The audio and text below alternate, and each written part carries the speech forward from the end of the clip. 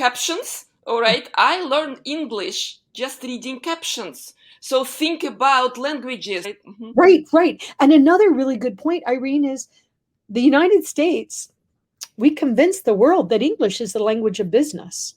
Okay. Well, I only speak one language, so I'm glad it's English, but what if it's not? So, as you just said, not knowing English can be a real barrier to joining the workforce in a more meaningful way. I mean, you can do it if people speak the same language you do. So, technology, I think that's a great point.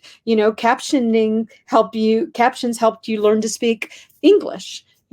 But I remember I used to turn on captioning when I would watch this silly show called Swamp People, because even though they're speaking English, they're speaking it with a Cajun accent that I didn't always understand what they were saying, even though we speak the same language. So it helps with accents and stuff.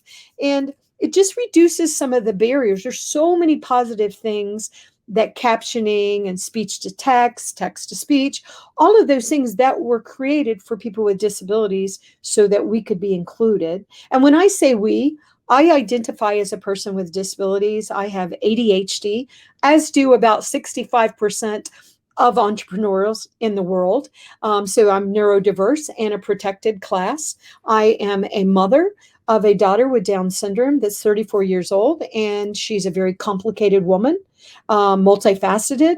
And then sadly, my husband has aged into dementia because of a childhood. He was hit by a drunk driver when he was a child and sustained a horrible traumatic brain injury, died on the spot. They brought him back. But as he's aged, his brain is aging much more dramatically just because of the really bad traumatic brain injury. So I don't say that in a way because my family's broken, because it's not. But I do have a family of human beings, and so, why make people feel bad? If somebody loses their sight, but they're an engineer and they've been doing wonderful work, you're going to take away their job too and their technology because you're too lazy to make sure the technology works for everybody. And I know I'm being mean, but I'm so tired of technologists not making sure that technology is designed for human beings. And the reality is we're all going to live this one way or the other. So let's just make sure everybody can be included, because there is a lot of work for us all to do. We have so much work to do to make sure that we even survive, the climate changes and the stuff that are happening and the pandemic. So let's let technology benefit human beings. Fantastic, Debra. So I know you do a lot to bring those two worlds together, right? Business and entrepreneurial development, you name it, right? With human element to it, because you just portrayed a fantastic picture that we're all a minority in some way. Okay, depends how you look at the world, right? I'm an immigrant, and again, I came to this country not speaking English, and thinking about me hosting a talk show in this language, that's kind of right beyond what I was thinking about, right? So all I'm saying is, we human beings, we adapt, we develop, right, with the tools and technology available. I agree. And, I'm glad that you did that, because you have a beautiful accent. And it's really important for us to really embrace and support your lived experiences.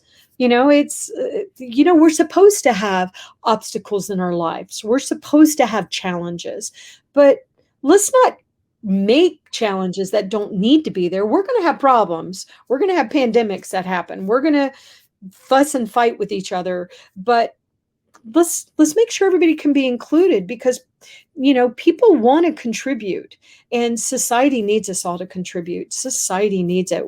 Once again, if anybody's looked around, we got a lot of work to do, but we do it better when we bring in diverse people from different backgrounds. Where you were born is different from where I was born. So you're going to have different experiences, and you're going to solve problems differently because of those experiences as well. One of the problems you solved was learning a new language using captioning. You were a problem solver. Those are the kind of people that employers want to hire, problem solvers. Totally. Wow, Debra, this is so enriching conversation. Absolutely. I use a lot when I speak about technology with my guests, I use a lot word empathy. Yes. I think empathy is a very, very important word. And, you don't have to have sympathy. I know with the community of people with disabilities, a lot of people will be sympathetic. You don't need to be sympathetic. You should be empathetic. I have a friend of mine that lost his eyesight due to a childhood accident when he was 5, and he said to me, "It is inconvenient not to be able to see. It is inconvenient." He said, "I can't drive until we get more driverless cars." And he said, I have to have somebody else read the braille, I mean the menu for me, because it's not presented in the right way. But it's more of an inconvenient. It's not a tragedy. He still added great value, still adds great value in his life. He was a director at the National Science Foundation. He was a doctor. He was an amazing, talented man. So let's really rethink what it means to be human, because there are so many people that speak differently, maybe because they have cerebral palsy, or they're nonverbal, or they have a different language, and so they have a thick accent. But that doesn't mean they can't contribute. It also doesn't mean they're stupid. We used to say, deaf, dumb, and blind. Oh, they're deaf. Well, no, just because you're deaf, you're not dumb. Just because you're blind, stop, stop. No, people are people, and we want to contribute, and there's value. Once again, I know I keep saying it, but there's value in the diversity. There's real value, and we have studies to prove that as well. And it also is not expensive to accommodate individuals with disabilities. It's not.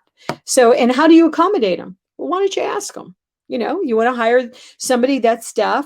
Well, make sure that you have a sign language interpreter for the interview. That would be appropriate. And what tools do they need to be successful as an employee for you and to be promoted? Give them a chance, and they will change the world for your brand. They will.